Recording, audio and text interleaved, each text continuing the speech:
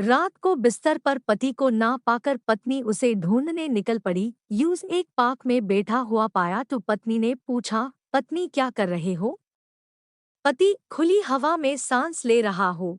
तुम्हें याद है जब 20 साल पहले तुम मिली थी तो तुम्हारी उम्र 16 साल थी। हाँ।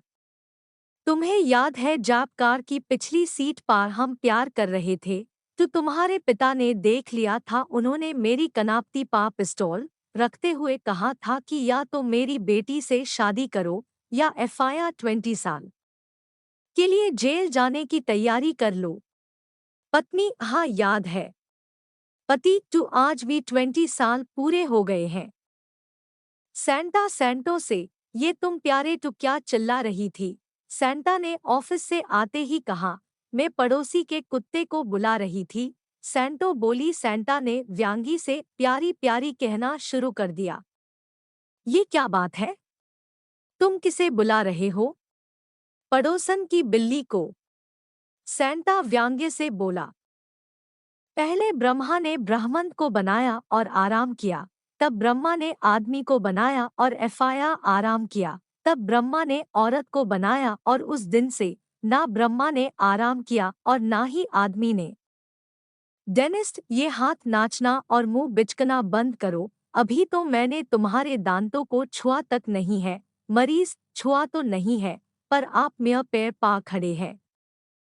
बिमला अपनी सहेली से, कल मैं नींद में चलते चलते जूहू बीच पार पहुंच गई और सुबह जब लोगों ने मुझे जगाया तो मैं शर्म से गैर गई। सहेली, तुम नाइट गाउन पहने होंगी ही। बिमला, तुझे इतना भी नहीं पता कि मुझे सोते वक्त कपड़े पहनने की आदत नहीं है।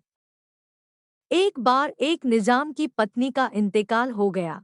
निजाम ने उसकी कब्र की पट्टिका पर लिखवाया, इस कब्र में एक ऐसी बेगम सो रही है जिसने पूरे जीवन में अपने पति को खुश करने की कोशिश की, परंतु मरने के बाद ही अपनी इच्छा में सफल हो पाई। साली, कितनी बुरी बात है कि तुम दीदी से मार खाकर भी मुस्कुरा रहे हो। जीजा, तुम्ही ने तो कहा था कि मुसीबत का सामना हमेशा हंस कर करना चाहिए।